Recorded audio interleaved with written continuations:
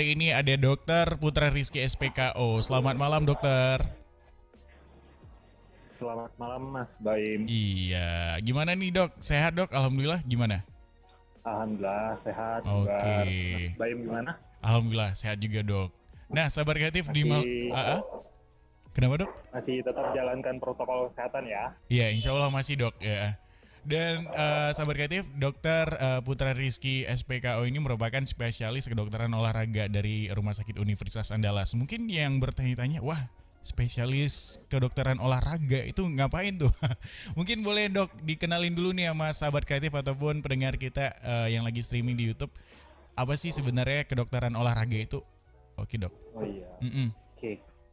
Oke, bagi sahabat yang masih belum kenal, mungkin di kota kita pada khususnya masih terdengar baru ya. Iya. Walaupun sebenarnya kedokteran olahraga ini udah cukup lama di Indonesia. Jadi kedokteran olahraga ini memang salah satu cabang spesialis dari kedokteran. Fokusnya itu memang ada pada beberapa hal. Pertama itu memanfaatkan dan dari pengembangan ilmu kedokteran untuk masalah-masalah yang timbul akibat olahraga. Apa aja masalah yang timbul akibat olahraga, bisa jadi yang berhubungan dengan cedera, bisa jadi yang berhubungan dengan overtraining atau dan sejenisnya. Atau sebaliknya, kita memanfaatkan olahraga ini bagaimana bisa membantu dalam mendapatkan manfaat kesehatan. Contoh saja dalam mengontrol gula darah, dalam mengontrol tekanan darah, dalam memperbaiki kondisi pasca stroke dan lain-lain. Kurang lebih begitu. Wow, dan di RS Unan sendiri dok, itu sudah ada dari awal atau ini baru ada nih dok? Oke, kalau saya sendiri sudah bergabung di Rumah Sakit Unan itu semenjak bulan Juli ya tahun ini. Memang saya masih baru tahun ini di Rumah Sakit Unan. Tapi kita sudah ada pelayanan kedokteran olahraga di Rumah Sakit Unan. Siapa saja yang ingin konsul atau ingin menanyakan sesuatu bisa ke sana kok. Oke, itu dia mungkin dari kamu yang bertanya-tanya itu spesialis kedokteran olahraga itu ngapain. Jadi itu bisa untuk penyembuhan juga ataupun kamu yang ngalami cedera olahraga juga. Nah dokter, mungkin banyak nih lagi tren juga olahraga seperti sepedaan ataupun yang ibaratnya lagi pandemi kayak gini banyak yang melakukan kegiatan di rumah stay at home kayak olahraga juga nih. Nah itu biasanya dok saya juga dapat informasi teman saya ada yang perempuan dan itu hobi banget yang namanya main bola dok. Sebenarnya itu kalau boleh tahu dok, baik nggak sih sebenarnya untuk cewek kalau untuk main bola ataupun yang namanya sepak bola itu dok? Ya, kalau misalkan olahraga atau latihan fisik atau apapun itu yang berhubungan dengan permainan sebenarnya tidak ada keterbatasan gender ya. Selama yang dilakukan itu masih sesuai dengan batas kemampuannya. Yang tidak benar itu kalau misalkan sudah melebihi batas kemampuannya. Contohnya apa? Ya itu yang belum pernah main bola, tapi karena melihat temannya main bola dipaksain sampai moyo banget lah istilahnya ya. Sehingga mungkin saja nanti akan muncul masalah-masalah ikutan setelah dia melakukan olahraga futsal itu. Atau olahraga sepak bola ya. Tapi kalau misalkan dia sudah terbiasa dan sudah ada adaptasi di tubuhnya sih boleh-boleh saja. Yang penting bisa menilai kemampuan dirinya sendiri. Itu dia tuh. Mungkin buat teman-teman ataupun sahabat kreatif nih yang khawatir banget cewek main bola, aduh, ya nggak apa-apa ya dok. Ya intinya sesuai dengan porsi ya masing-masing gitu. Nah dok, mungkin dari dokter nih, apa aja sih dok? Apa sih namanya penyakit ataupun yang namanya keluhan-keluhan yang mungkin dokter temukan beberapa bulan ini nih selama pandemi mungkin dok, yang pasien dokter nih. Kalau selama pandemi ini memang yang paling kita takutkan itu adalah angka penyakit yang berhubungan dengan kurang gerak ya mas ya. Apalagi banyaknya kegiatan yang dikerjakan di rumah, work from home. Ya walaupun di kantor juga bisa menjadi pemicu ya, apalagi yang banyak duduk. Orang-orang kantoran duduk dari jam 8 sampai jam 4 sore ya, jarang bergerak. Ini sangat meningkatkan potensi untuk terjadinya obesitas atau overweight ya. Terutama juga overweight atau obesitas yang berpusat atau sentral sifatnya. Nah, kalau ini dibiarkan, tentu saja dalam jangka waktu tertentu akan meningkatkan potensi masalah-masalah kesehatan yang berhubungan dengan pembuluh darah dan jantung. Contohnya saja, mungkin saja elastisitas pembuluh darahnya jadi menurun, lemak di darahnya jadi meningkat, seperti ada dislipidemia, kolesterol, seperti itu ya. Yang lebih parahnya tentu akan memicu penyakit-penyakit koroner dan hipertensi. Wow, bahaya juga ya. Ini sangat berpotensi sekali di masa pandemi, di mana orang-orang banyak melakukan kegiatan di rumah. Kalau tidak disiasati, nah, tentu akan bisa cenderung ke arah sana. Dan kalau boleh tahu nih dok ya, ngomongin soal kerja di kantor ataupun yang duduk aja gitu. Boleh dibilang saya hampir 6 jam siaran ataupun yang namanya on air ini tuh kebanyakan duduk dok. Itu menyiasatinya seperti apa dok? Misalnya agar nggak ya namanya overweight ataupun kendala-kendala yang dialamin nggak timbul ataupun datang ke saya tuh. Apa sih dok menyiasatinya?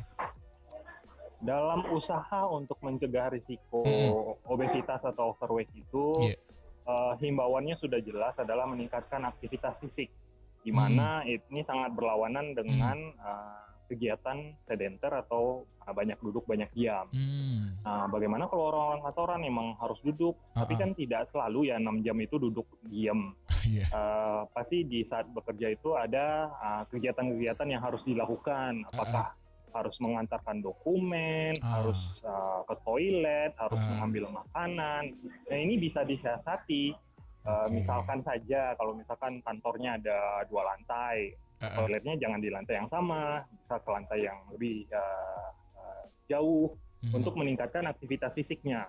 Lalu kalau untuk misalkan mengantarkan dokumen, jangan biasakan menggunakan kekuatan jari menunjuk orang. Nah, biasakan mungkin mengantarkan sendiri, akan meningkatkan aktivitas fisiknya. Iya, benar-benar.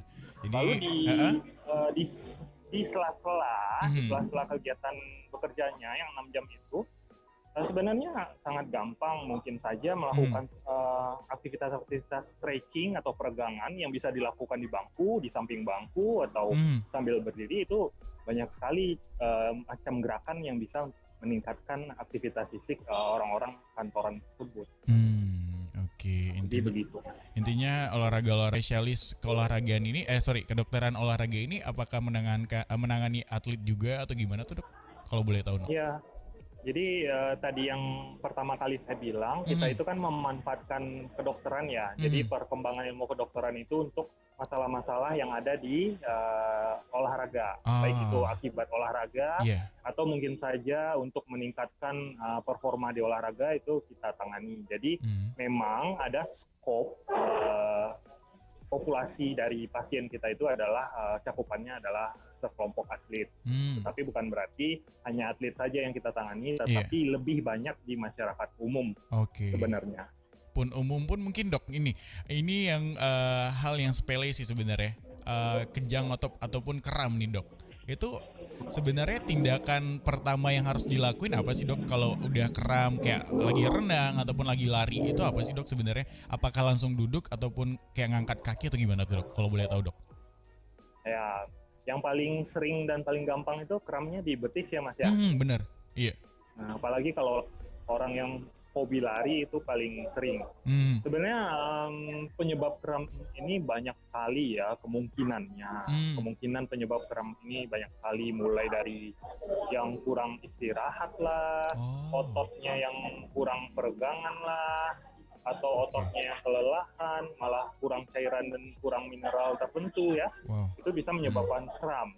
Apalagi orang-orang yang berlari yang kan keringatnya banyak sekali ya, dan potensi untuk dehidrasi itu sangat besar, dan itu juga disebutkan mungkin menjadi salah satu faktor resiko untuk terjadi kram.